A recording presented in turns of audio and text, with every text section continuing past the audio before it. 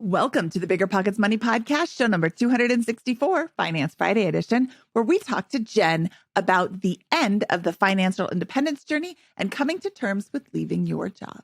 I'm not comfortable with this whole situation. I'm very nervous. I think, Mindy, I hear you talking about your husband who is reluctant to pull the trigger even when you guys knew you could afford to do it. And we've talked to a financial consultant and they were like, you can do this. But we thought they meant you have to sell everything to be able to do it. And, we're like, they just don't understand the situation. I won't know if I can do this until I talk to Scott and Mindy. Hello. My name is Mindy Jensen, and with me, as always, is my high-level finance knowledge co-host, Scott Trench. Oh, there's something here with alpha and beta that I'm too slow to come up with, but thank you, Mindy. Great to be here. Alpha Beta is a shopping center. It's a grocery store in California. Anyway, Scott and I are here to make financial independence less scary, less just for somebody else, to introduce you to every money story, because we truly believe financial freedom is attainable for everyone, no matter when or where you're starting. That's right. Whether you want to retire early and travel the world, go on to make big time investments in assets like real estate, start your own business, or just kind of tweak your $4 million retirement level portfolio, we'll help you reach your financial goals and get money out of the way so you can launch yourself towards those dreams. Scott, today's episode is fantastic and kind of the epitome of our attorney's disclaimer, which says the contents of this podcast are informational in nature and are not legal or tax advice, and neither Scott nor I nor BiggerPockets is engaged in the provision of legal, tax, or any other advice. You should seek your own advice from professional advisors, including lawyers and accountants, regarding the legal, tax, and financial implications of any financial decision you contemplate. Jenn is our guest today. She is at the end of her financial independence journey. She, in my opinion, has made it. Of course, I cannot guarantee that she will be set for life. I cannot guarantee that she will never run out of money. However, all of my experience, all of my financial knowledge has looked at her portfolio and all of her expenses and all of her everything and said she is probably got the highest chance of success of anybody that we've talked to on this entire all of these Finance Fridays that we've ever done. So we talk a lot about some high level things today. It's more of an advanced show. I hope that if you're not an advanced listener, you still listen for some ideas to plant seeds for when you become an advanced financial independence person. When you get to a point where your money is starting to work for you. There's a lot of things that we might introduce to you if you're newer on the journey. There's some things we might introduce if you're later in your journey. The concept of the margin loan we talk about a little bit. That was something that I learned, 20 episodes ago, 60 episodes ago when Tony Robinson was on? He brought it up. So the point of the whole show is just to bring out some ideas and to talk about the fact that she's doing pretty good. Yeah, I mean, she's doing fantastic. This is one of our higher net worth guests that we've ever had on the show. And I think, again, like Mindy said, we're not going to be going and defining a ton of terms and that kind of stuff. We got a little bit more advanced using terms like cost segregation analysis and real estate professional and, advanced ways to harvest, cash from portfolios and that kind of stuff. And we will generally go back and work with folks that are at a different level and would want to explain those different types of things. But for this episode, rolling with that made a lot of sense. We hope you learn a lot. And I think you'll this is the end state to aspire to in your financial journey. If you can build something like this, you're going to have a lot of options in your life, like traveling to Europe for maybe an indefinite period to be with your family and have some unique life experiences. All right. I want to give a quick, the real estate podcast does this, the quick tip. We're going to do one of those today because we saw something really fun in the Facebook group. Daniel Mills, who's actually been a guest on our podcast in the past, he posted an article linking to the U.S. savings bond earns 7% with inflation protection right now. So there is an opportunity out there to get a 7% yield on a savings bond. Note that there's some caveats to research, like the money might be locked up for the first year, yada, yada. But I thought that was a really good tip that I would share with everyone because, hey, there's a place to get a 7% yield on that. I think there's a limit of up to like $10,000 per individual or something to that effect. So do some research on that and learn a little bit more, but might be worthwhile looking into this week, thinking about a U.S. savings bond if you're looking for a little bit of diversification or another investment opportunity, something worth researching at least. Yes. And normally I don't like bonds, but I really like a 7% yield bond. Thanks for the tip. And thank you, Daniel, for sharing that with us. Jenn and her husband live in a medium cost of living area, and they think that they can retire in the next couple of months, but they want a second opinion. We actually have a lot of things to cover today, so we're going to jump right into it. Jenn, welcome to the BiggerPockets Money Podcast. Hi, Mindy and Scott. Thank you so much for having me on. I'm so excited to be here. We're super excited to talk to you today. Before we jump into your income statement, let's get a little bit of background about your situation, because you do have a bit of a specific situation. So describe your current income and living specifics. Sure. So I have a regular W-2 job that I've been in for a very long time. And my husband is in the military. He's been with them for 24 years or so. He's bounces back between being an active duty person to reservist. Yeah. How does his pension work? Because like, how much time does he have active duty and how much time does he have reservist? Yeah. So normally with active duty, we would be looking at, you retire at 20 years and you can start collecting your pension. And some people will take that and you can get a second job and you're okay, getting both streams of income. With reservists, they have a certain age at which they can start to draw down start to take the pension. And so every year that he gets assigned an active duty year, it brings down the number of years he has to wait before his pension starts. So at this point, I think we're at 56. Where he can start to collect his pension. And then the pension would be an average of the last 3 service years, I believe. Okay. And how old is he right now? And how long is that? Same he question. is 47. Okay, so about 9 years. 9 years before he can start collecting his pension. Right. Yep. Okay. That's right. Okay, so let's look at income and expenses. What is your money? How much is coming in and where is it going? Okay, sure. So my side is pretty easy. W-2 wise, after all of the, retirement that's taken out and taxes and benefits and stuff, I see about 7,000 of that. I make about 130 to 140 a year. That's including the annual bonus. And then my husband, when he's active duty, like he is right now, he's about the same. So, but we have an interesting way we divide up our paycheck. So we do the 80% to the joint fund and 20% you get to keep in your own account and spend however you'd like and no questions asked, that sort of thing. So really of his income, I only see 4,000 a month, no matter how much he makes.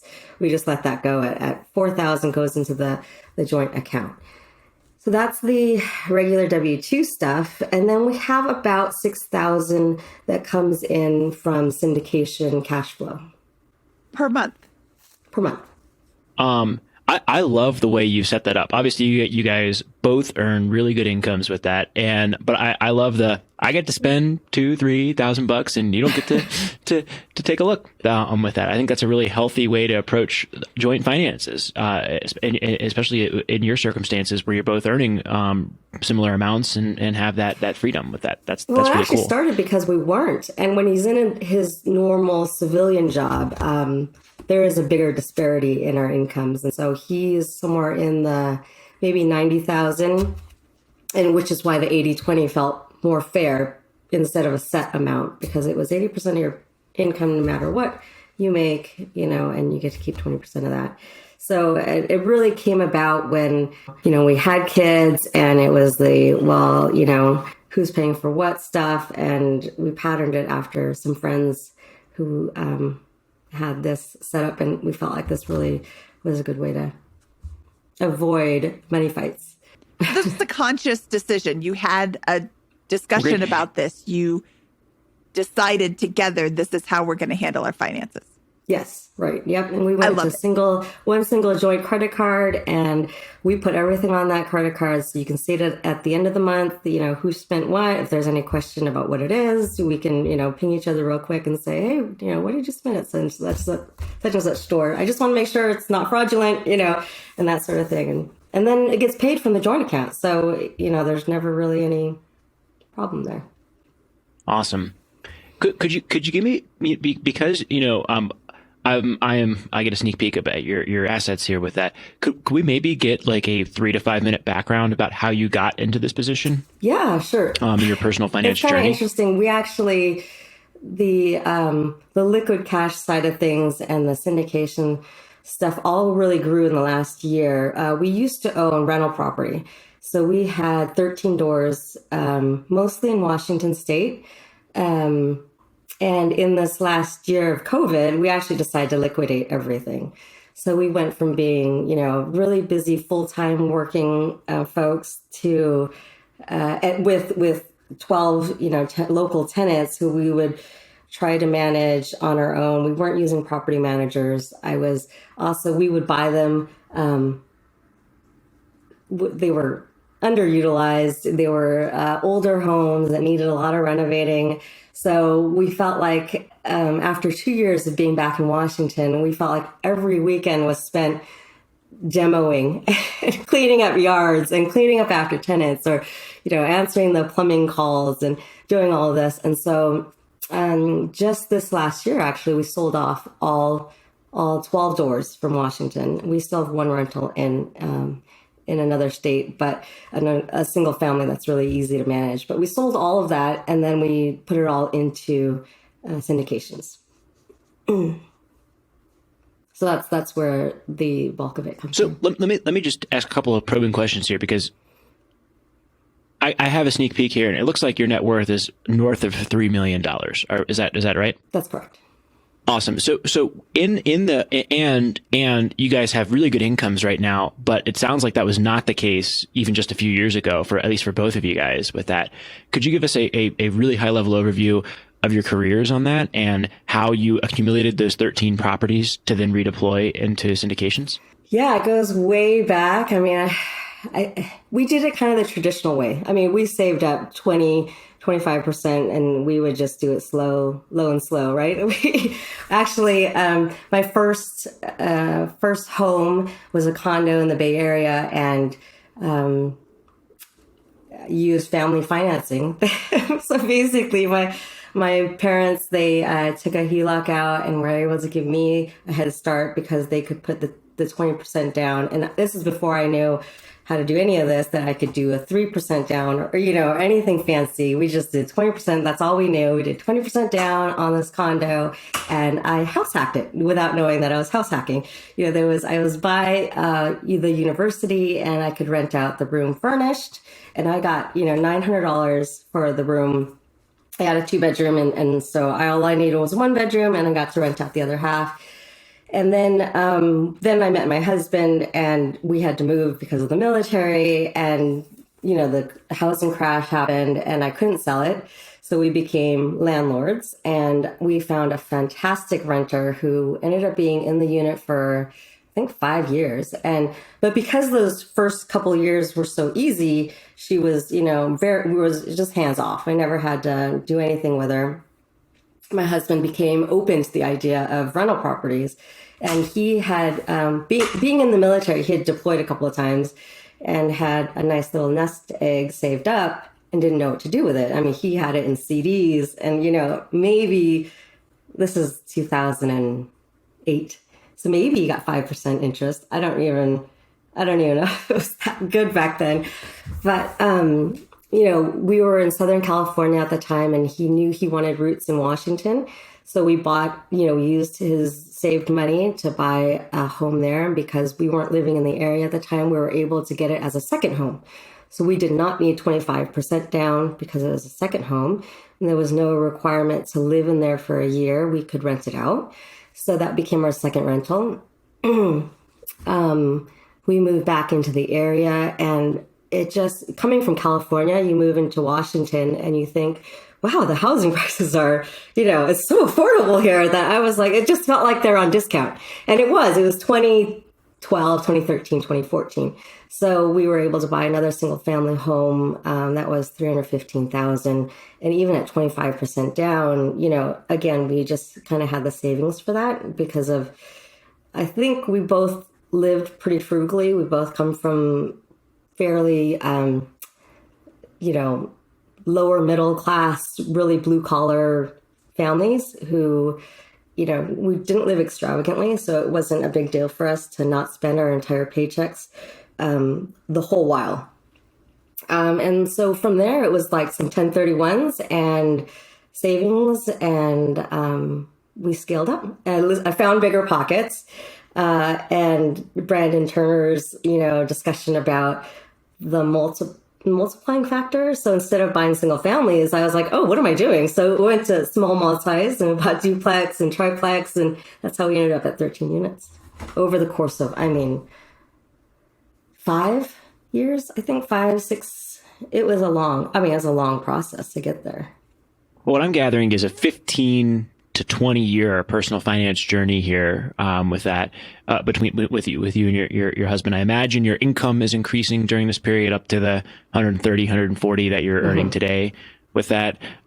There's that's really interesting nuance with the deployments, because I think you get like additional pay for those types of things, and so that was a nest egg that he'd accumulated. With that, there's a little bit of family help to get started, but this is an awesome, highly repeatable story for a lot of folks. With this, there's nothing fancy about it. It's just a 15-year story of hard work and making some smart investments over that, and building up a pretty strong position that we've got today. Yeah, and taking and selling those single families or those single units and turning them into multis really helped us to scale up pretty quickly in those last. Then we were buying one, maybe two a year, and really changing the paradigm, changing some of them from long-term rentals to short-term rentals to really amp up the cash flow. Reinvesting the entire amounts back into the business. We didn't use any of that money for personal spending. And so by 2021, the housing market in Washington was hot, and we knew we were moving. Landlord laws in Washington was getting to be more questionable for us. And so we just decided it was time. We had already started to dabble in the syndication world. So, that became our primary focus. One last question here before we get into this kind of stuff, because I think everyone has a lot to learn from what you've done here. Actually, a two-part question. One, you've alluded to it already, that it was just a lot of work and all that kind of stuff. But can you walk us through the decision to liquidate that entire portfolio that you'd built and move over to syndications? With that, and then mechanically how you went about that. How did you learn how to invest in syndications, and did you do things that were to be tax efficient, like 1031 exchanges?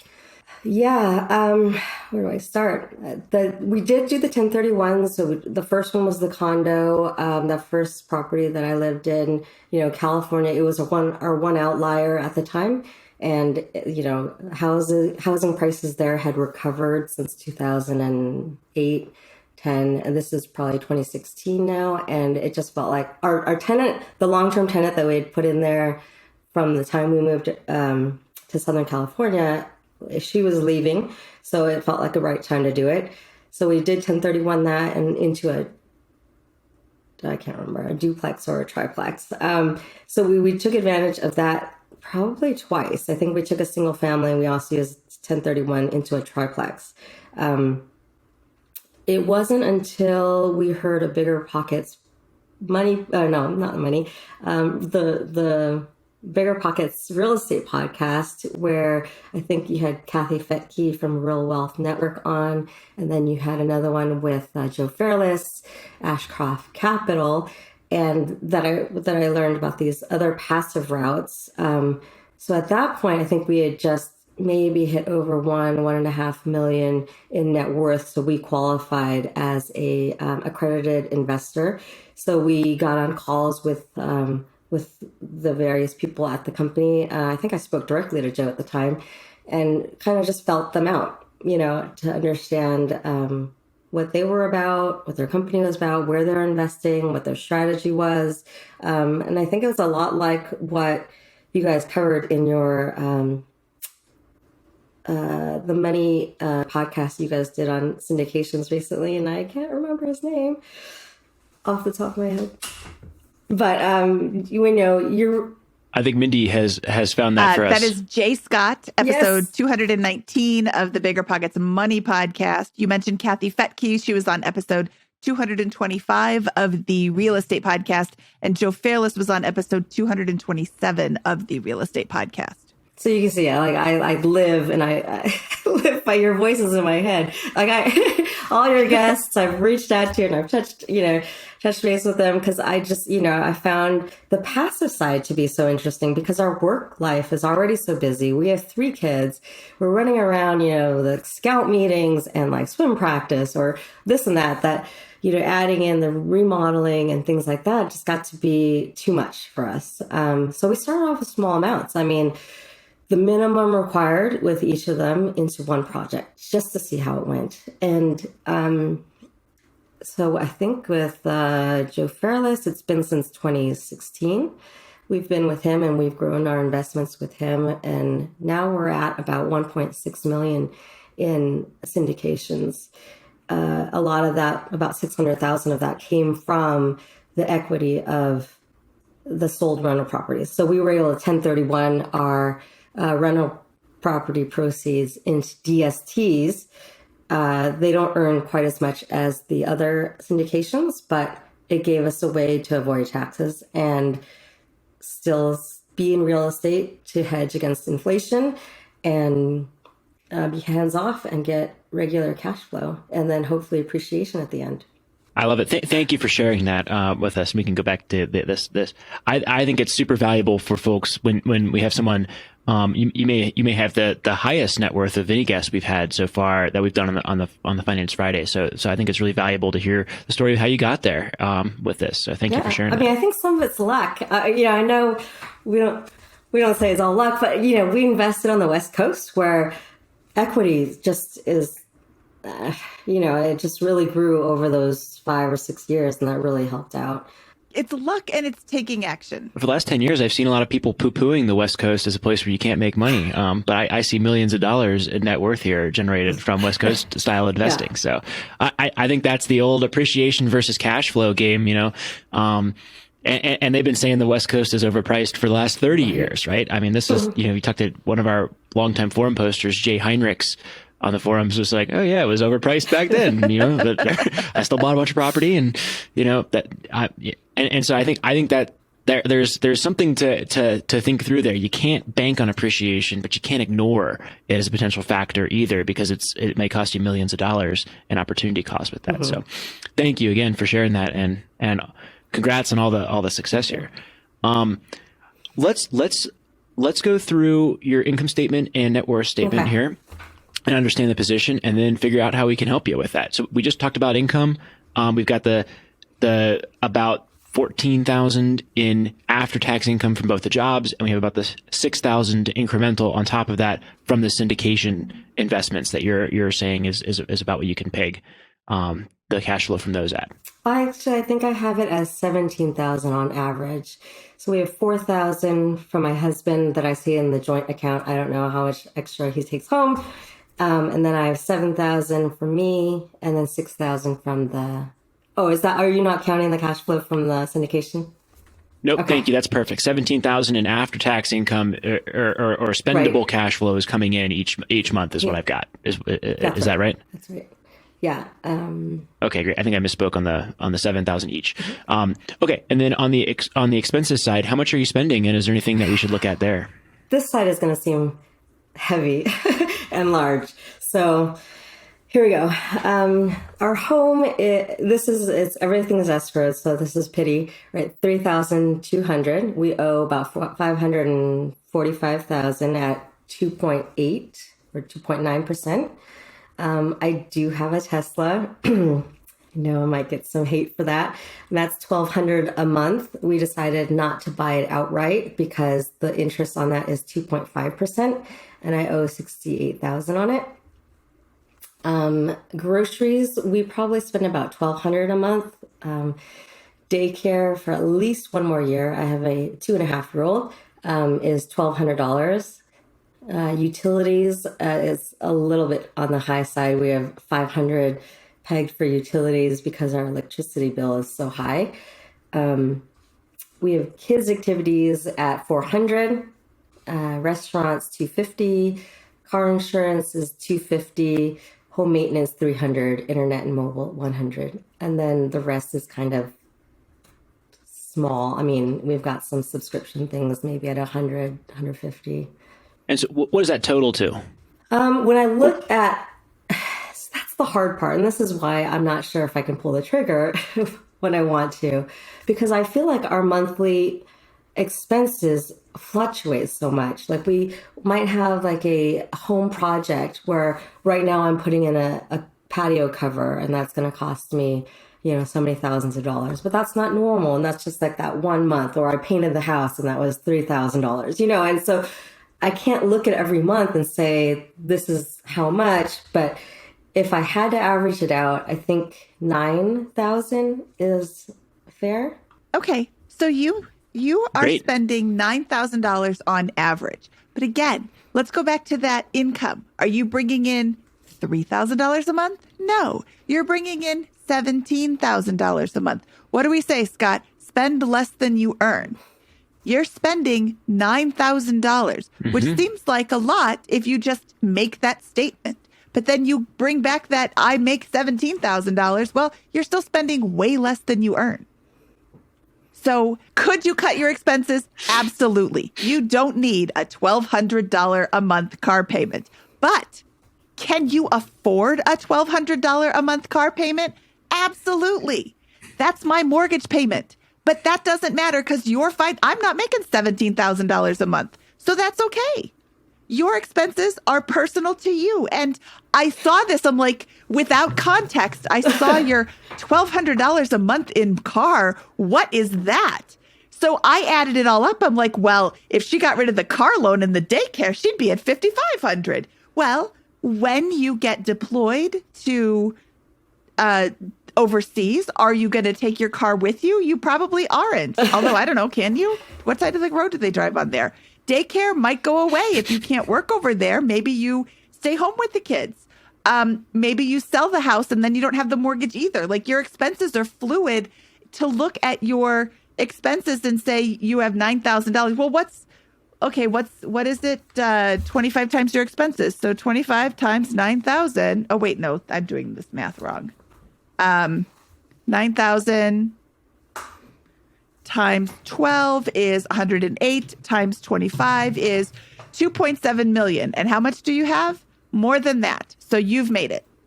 It just doesn't feel like it. Like I look at our accounts and I'm not sure I can feel the growth every month. Like it feels very risky. We do have some in brokerages and I don't know if, we should keep them there, especially if I decide to retire early, because I don't really get the whole pulling the 4% and paying yourself. Like it's easy for me to understand it through syndication. I get the check in the mail the rest of it is still sort of earning. It's still compounding on itself because the GPs are doing their work to improve the property. And so there will be this big capital event, hopefully at the end. But with stocks, I feel like it's so risky.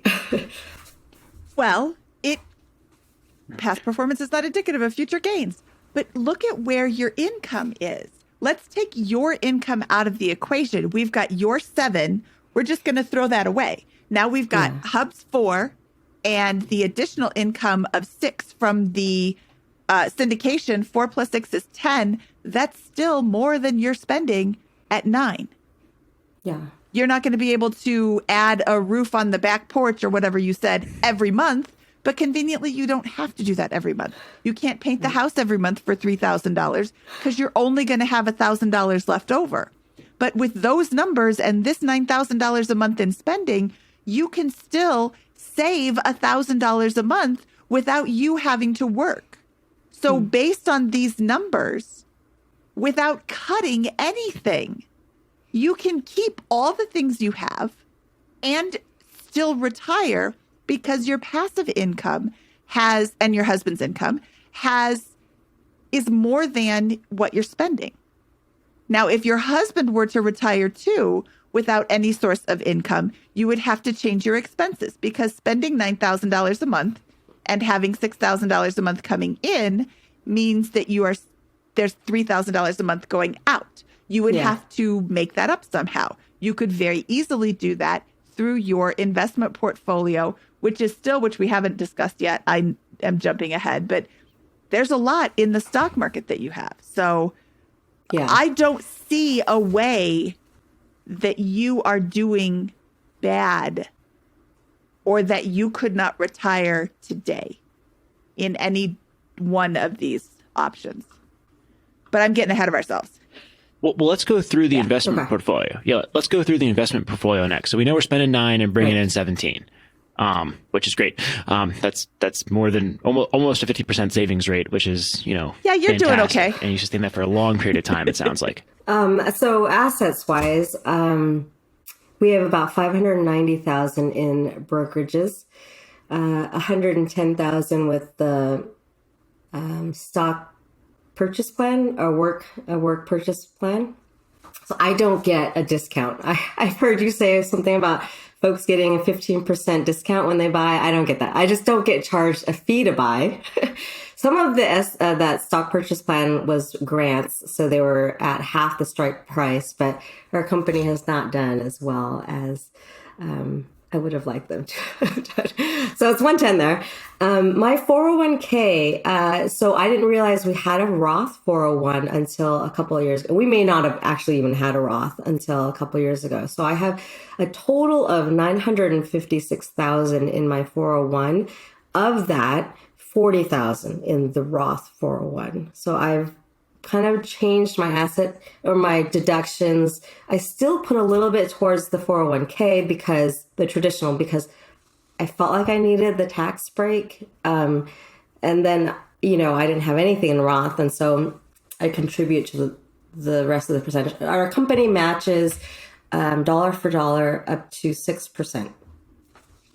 So that's where that one is. So like I said, syndication is about 1.6 million. I do some peer-to-peer lending at 25,000. We still have about 200,000 in cash to deploy, which some of it, would be our reserve, but that's more than we need for reserve. And so I'm very anxious about the fact that we've got so much cash sitting underutilized. So our primary home, we do have equity in it, even though we owe 500 and something. We have about 300,000 in equity here. We own a rental home in Alabama, and we have about 50,000 equity there. And I didn't even talk about the cash flow from that. It's like $500. So like I said, that goes into our business account. We don't see it. It all just kind of compounds on itself. If we need to pay for something, it comes out from the business account. So I don't really even consider it.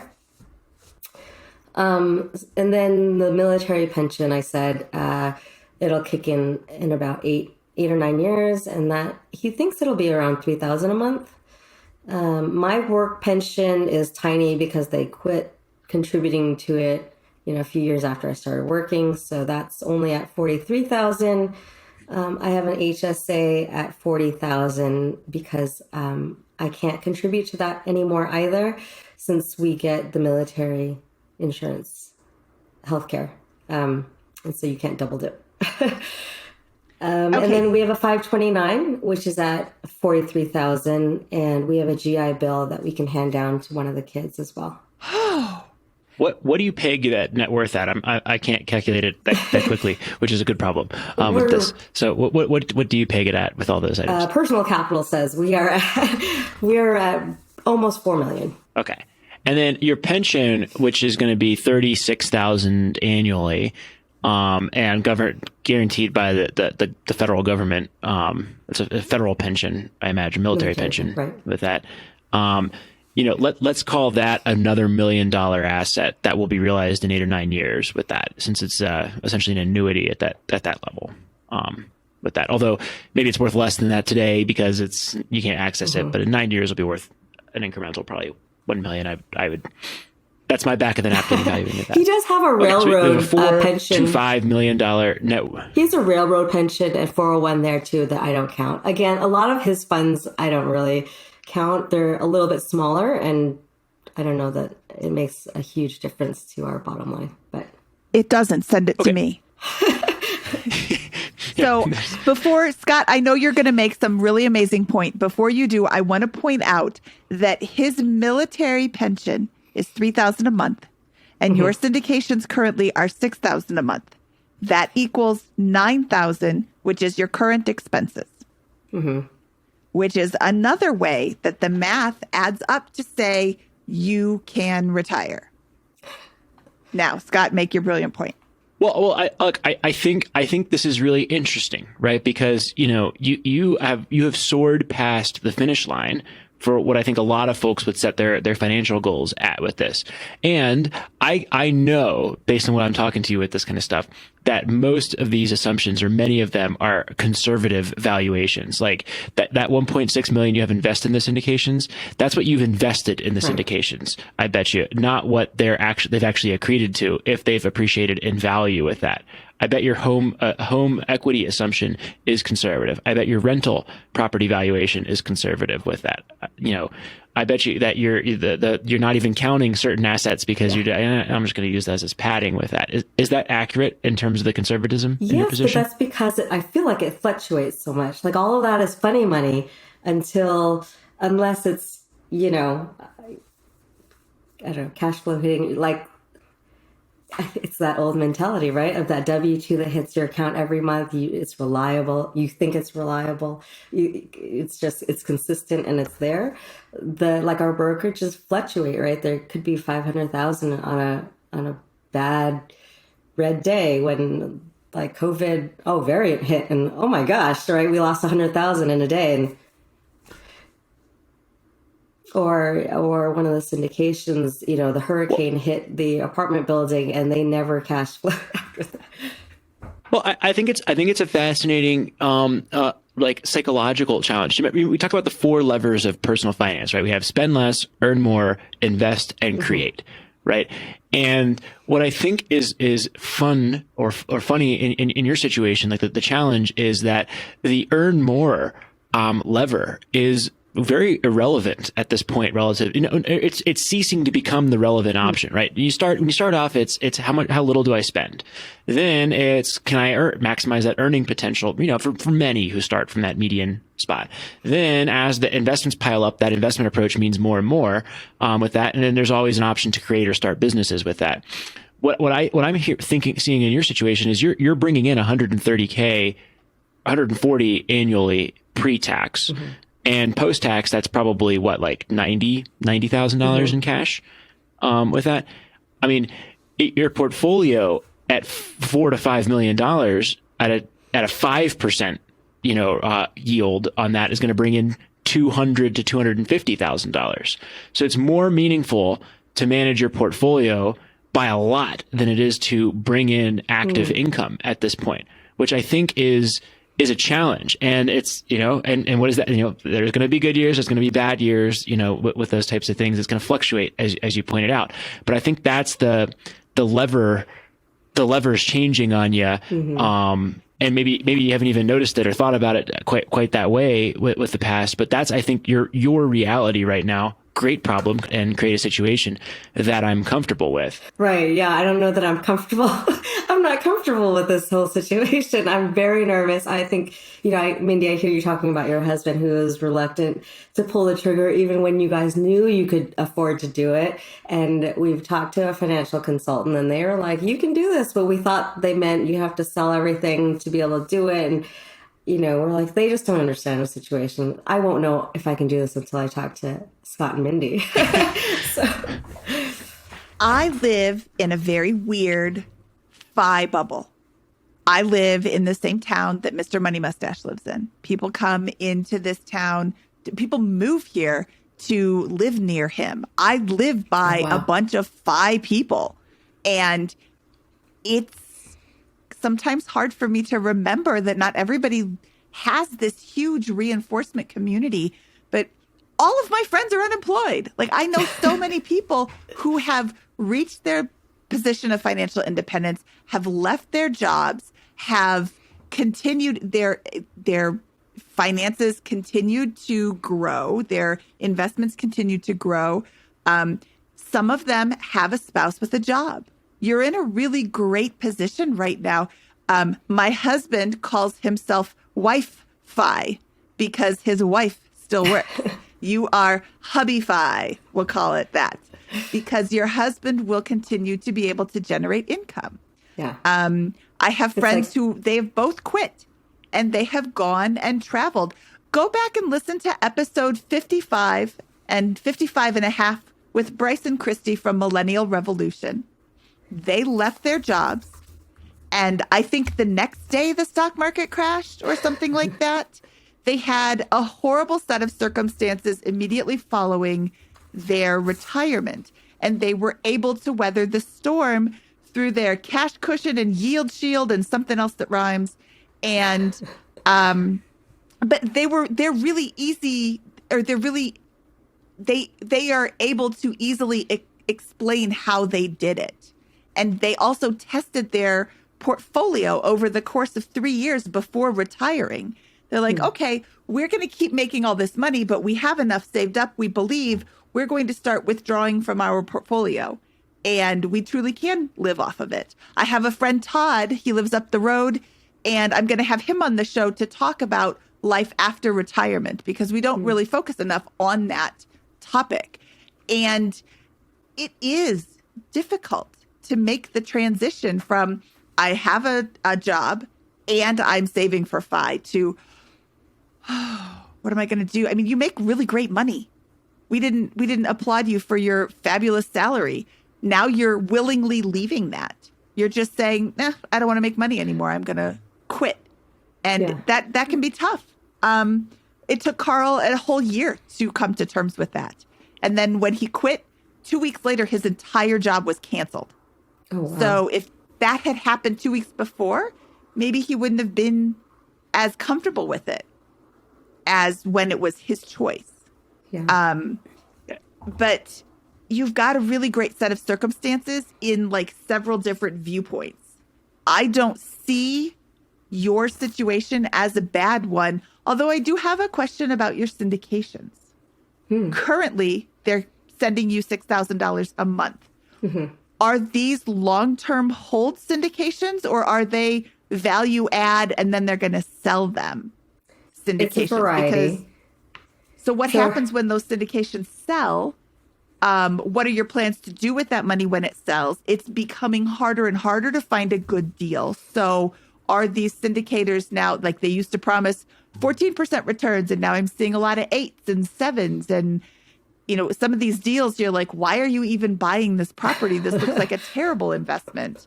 And some of these syndications are, and I haven't looked at anything that you've mentioned. Like, I'm not currently investing with Joe or Kathy, so I'm not like talking smack about them. I don't know anything about what they're offering, but the ones that I'm seeing just don't seem to be that great. So what are your plans to replace that $6,000 or whatever part of that isn't currently going to be held long term? It's kind of interesting, actually. So the 6,000 is what we currently bring in. But like I told you, when we sold our properties this year, we pushed a lot of those proceeds, the ones that we didn't 1031. So we decided to pay cash on some of the properties that we didn't own for as long and didn't make over, if we didn't make over 200 some odd thousand on the sale, we decided to eat the tax on that so that we could put it into syndications, which would give us a better return than the DST type. So we have two big ones that are, they're more stabilized properties. The DSTs earn us 4.5%, 5%, nothing great. And they're 10-year holds. We just started. So we have a long runway with that one still. And then the other ones are shorter. anywhere between 3 and 5 year. And we started almost 5 years ago. So actually we're just starting to reap the benefits of those capital events starting to come in.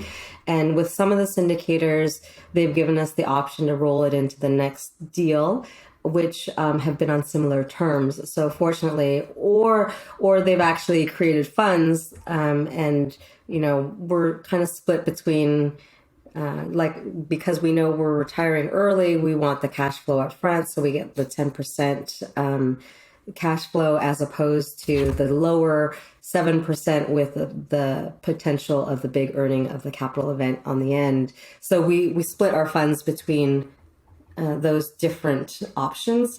So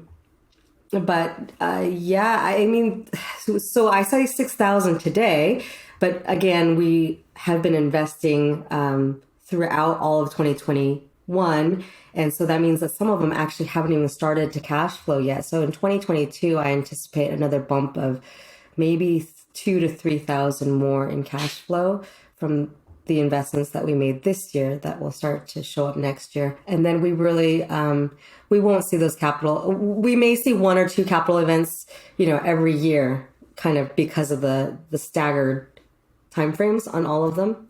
And we're with private syndicators, we're with different platforms, the different, big platforms that you see, Equity Multiples and Realty Moguls and Portfolio. So that's the plan so far. Is this where I get to say I told you so on the she's being very conservative with the estimate she's putting in from her syndication portfolio? I'm going to point out, Scott, perfect. I'm going to point out to you, Scott, how easy she is able to rattle off these answers. She seems like a researcher or a numbers nerd. I bet she's got spreadsheets for days. I'm not as great as I'd like to be with the spreadsheets for sure, but because oh my God, how good do you want to be? I worry about these things so much. So I'm like your husband, and I look at the charts every day, the stocks every day, even if I'm not going to trade it. I know daily where my stocks are. Good. If you enjoy that, good. It's partly a sickness, I think. Let's deal with the immediate future. When are you moving to Europe? That should be August, so this summer. Okay, so you're moving to Europe, and you can't continue your W-2 job when you go to Europe. Yeah, there's not the option to work. Yeah, to me, I think this has been a great discussion, and I think we've learned a lot from you. But I think the path forward that I'm seeing here is incredibly straightforward with this. You guys, the best thing that you guys can do right now, in my opinion, is map out what it's going to cost. How long are you going to live in Europe? He's there for a school, so it's not that long, 6-7 months. But I would like to turn that into a year or two to give the kids an opportunity to bounce around Europe and learn history firsthand. Great. And so I think the best thing you can do is say, I'm going to construct you have very detailed understanding of your current expense profile. What's it going to look like when you go to Europe? Are you going to sell the home? Are you going to sell the car? Are you going to do that? What is your expense profile going to look like? And how do you have plenty of padding so you can go, and see all the things you want to see, whether that's the Louvre or, travel around and hit 15 countries while you're there, or go to sporting events. I would want to see the Rugby World Cup, which will be in 2023. So like in France, so like that, those would be things that I would put in place, and go through, and that exercise will tell you a lot. It probably will be around the same cost as your current lifestyle expenses with that. And you don't have a choice because your current job is not going to allow you to do that. And at least in terms of keeping your current job, and with what we've kind of discussed today, why not take the 6 months and take a sabbatical, right? You've had what sounds like a very continuous career here for a long period of time. If you decide to restart your career 6 months after taking a sabbatical, no one's going to bat an eye about that. I went to Europe after working for 15 years in my previous jobs, and then toured around with my kids and while my husband was deployed there. That is a wonderful thing to put on a resume, not a detractor from that. And you can always go back to the job. But I think what you'll find is that managing your portfolio during that period, you'll realize just how irrelevant, it's not irrelevant, but how much less relevant the earned income from your job will be compared to the increasing levels of sophistication I am sure you will continue to apply in your free time to your investment approach with these syndications and other things with that. That's a better allocation of time in building your net worth anyways, and probably mostly passive. But I could see your housing expense dropping to a large degree or staying about the same. I can see your car payment decreasing substantially during that 6 to 7 months.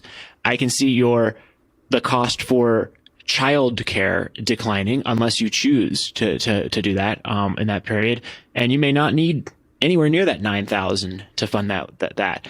And then second, I don't mind you having 200,000 in cash at all on that. That's 5% of your portfolio, right? So it seems like a lot of cash, but that would be the equivalent of someone with $100,000 in net worth having $5,000 in cash, right? So I don't actually think that that's a crazy amount to have in cash. You can always drop it to a certain degree, but with what you're doing here, that could be a responsible choice, especially as a syndication investor. You might want to look at some of those opportunities as they come up from time to time and have some of that on hand. Yeah, that is the struggle. How's that for? That's certainly the struggle. As I get to my last couple hundred thousand, I get opportunities that come through the inbox, and now I'm much more careful with how I allocate it, because I feel like these are my last few choices, at least for a while. Or buying another. Sometimes I listen to your BiggerPockets real estate podcast, and I get the itch to get back into the game, and I think, I should have a bigger nest egg. And then I look at my 401k and I think, well, that's just sitting there, and I don't feel like that's necessarily doing me a huge favor. Maybe I should be making better use of that.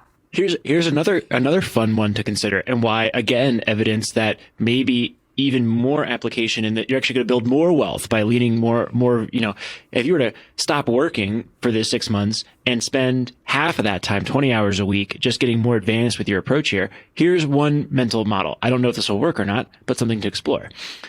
If you become a real estate professional, by meeting that minimum requirement, syndications often have huge losses in the first year. That's by design.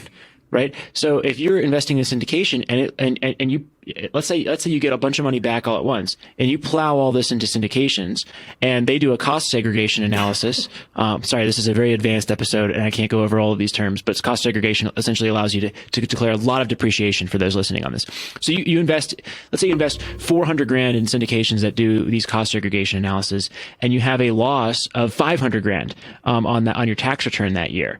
That is a great opportunity, and you're a real estate professional, to move a lot of that 401k money out and into a Roth. That's a great opportunity for a conversion of that type with that. That would theoretically potentially be possible. We'd have to talk, that is beyond my expertise. I've never done that. So that would be like where an advanced tax counsel could come into play. But those are the kinds of things that might be really interesting to you over the years if you wanted to move that money from like the 401k to the Roth. You can have a year, great, my tax return is going to show a negative $500,000 loss. I traveled to Europe, didn't earn any income. My husband still earned income. I got some syndication income, but that was way offset, and now I've rolled 300K into that. Those are really advanced tactics that I think may apply to your position with this. And then once it's in the Roth, can I invest? Would you recommend to invest any more into real estate? I'm probably almost 50-50 with equities and real estate, but if I convert the 401k money, then I would be leaning a lot heavier in real estate. I think you can answer that question for you much better than I can with that. I think, there's a point to grow and there's a point to diversify, and you're probably leaning into the diversify point because you're like, I want to just sustain this for an indefinite period of time with a huge margin of safety with that. I think you can do that to a large extent. So it's whatever you feel is a very comfortable, diversified portfolio would be my guess. But yeah, I think that makes perfect sense. If you have all this stuff in syndications, keeping all that disproportionately in stocks would be a logical move on the path to diversification.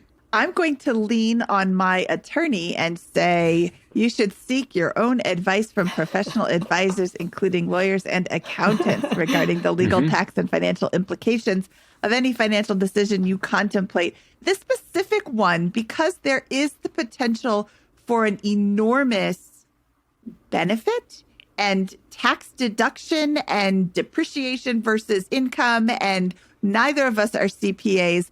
This is where spending even $10,000 on a CPA to get advice to be able to make some $500,000 move that saves you hundreds in taxes, thousands in taxes.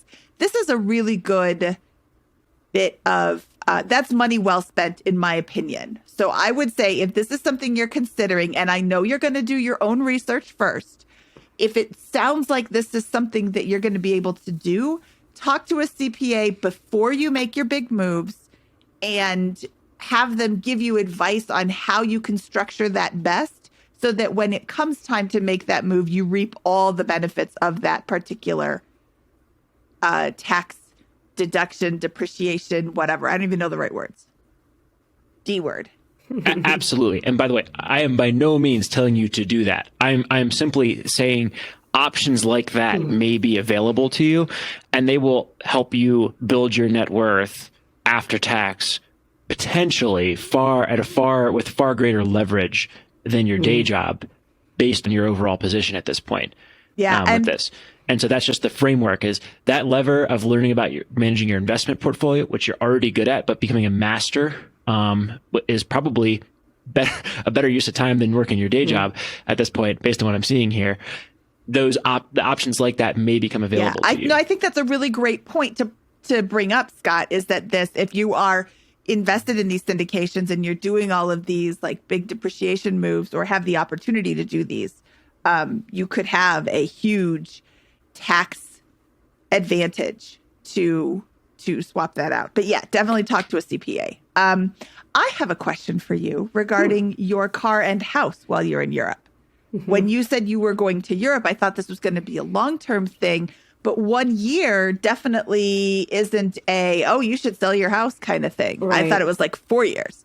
So with 1 year, what are you going to do with your car and your house? Are you going to rent out your car on Turo and put your house on Airbnb? I have floated the idea with my husband, not so much Airbnb, but with the traveling nurses, because we did short-term rentals, the 90 days. I liked that idea. My husband's not as comfortable with folks being in our house with our things. So I'm still working on him. I'm working on him for those angles to reduce our expenses while we're out.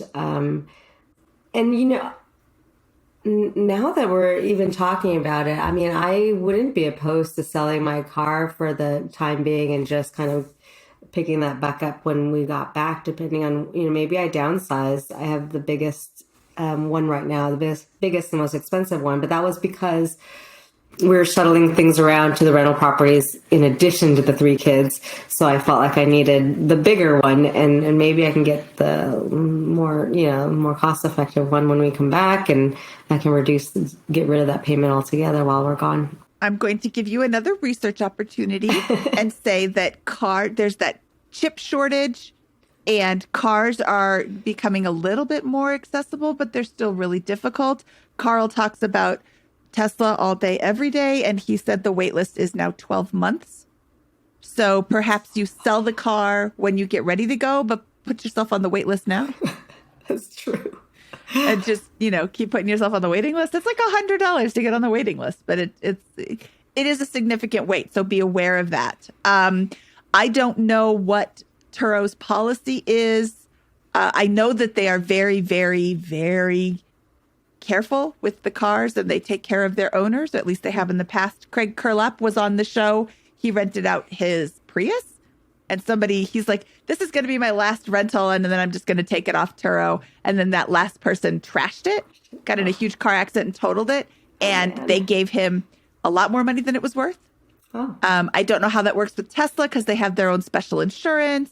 So definitely a research opportunity. But I know that Teslas are desirable. Maybe you know that too. So you could make a lot of money and then keep it when you get back. Keep it until your new one comes. So That's probably a research good opportunity. idea. I think he might be more open to us renting out the car as opposed to the home. If they don't, do they have to pick it up at your house? No. Oh, yeah. I mean, I just want to point out here that we do need to focus on these because they will be meaningful to your Europe trip and potentially your retirement plan in general, because half of your current expenses, half of the $9,000 is between your mortgage and the car payment, and then utilities another $400. So if you don't rent out that house and offset those costs, you've got to generate an incremental $3,500, $32 to $3,500 per month in order to cover those costs with that. So this is where being military also may help, because they're moving us there. So they will pay for housing. And so that would help cover housing costs that you leave behind. Okay, so they're going to cover housing costs in Europe. But we've always tried to take advantage of still paring down so that we can pocket as much of that as we can, so that we're not frivolously spending it. But it's been a tough sell to him to. I mean, I was thinking even maybe we have a detached garage. Maybe we can rent out just a storage space or something. But I'm on the same page as you. I feel like we should be doing something with this huge expense. I've seen you can rent out your pool. Yeah, you could rent out a lot of spots. Get a storage unit. I think that's right, and I think it's fair to say, hey, I don't want somebody sleeping in my bed or on those types of things. So you could always hire movers for $2,000-$3,000 or whatever that costs, both sides of that, and then put it into self-storage or into your garage, reset it with something that's really cheap. It just depends on how long or how far you want to go with that. If you're going to be gone for 6 months, then that doesn't make sense. But if you think this is going to set you up for a long-term retirement, you want to be there for 2 years, then that's probably a very good move to do that kind of stuff. And you can probably furnish the place lightly, or there's probably some combination of things you really don't want the tenants to deal with, some things that you're fine with them using and some things that are in between with that. But that is a big, I think that's probably a $30,000 to $60,000, $70,000 decision. Yeah, agreed. With that in the car. Yep. Yeah, I would lean towards showing him the stark numbers. Hey, this is how much it's going to cost us to leave this house bare. This is what we could generate. And, let's say you have a 5-bedroom house, you could lock 1 bedroom up with all the good stuff and just put a big lock on there so nobody gets in there. And then you've still got the rest of the house. It's nice. They can take care of it. I haven't heard too many horror stories about traveling nurses being slobs. I've heard a lot of really nice stories. They're just there to sleep. They go and they work and then they leave and they go to another place. And they're just there to sleep. It's not like you're renting and it's a nice area. So it's going to be, you're going to generate a different type of tenant than a tenant in a rougher neighborhood. Yeah, it would be interesting though. I mean, it would certainly either be rent by the room because there are 5 bedrooms or 4 if we used one for storage, or it would be a traveling nurse with her family, his or her family, not to be gender biased there. So I don't know. It just seems like an odd unit to rent. Yeah. Because of the size. Well, and you don't know exactly how long you're going to be in Europe. You would hate to rent it out for a whole year, get to Europe and be like, ooh, we're leaving as soon as we can. Right. Okay. This one ran really, really long, but I think we covered a lot of really kind of high level, and everybody considers this level questions. Like, there's a lot of people who are like, ooh, how am I going to retire? How am I going to pull the plug when I actually get there? And people are along the journey saying, oh, as soon as I get there, I'm going to pull the plug. Once you get there, it can be very, very scary. And it doesn't matter how set you are, how qualified you are. if your number is 1 million and you get there and you're like, maybe 2 million would be better. You get to 2 million and maybe 3 million would be better. It's called one more year syndrome. You can always work one more year. They'll let you. You can always work one more year. But when you quit, I am going to look into my crystal ball, which is also a hindsight ball because my husband said this 3 years ago when he left. I wish I would have done this sooner. I bet within 6 months, you say, I should have done this sooner. And that is fine.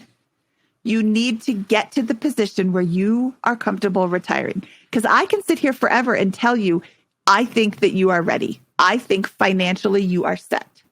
I can say, if I was in your position, I would say, I know I am financially set. I'm not going to say that to you because the contents of this podcast are informational in nature and are not legal or tax advice. I don't see any way, unless the entire world just blows up because the sun explodes. I don't see any way that you are going to fail in your retirement with the systems that you've set up.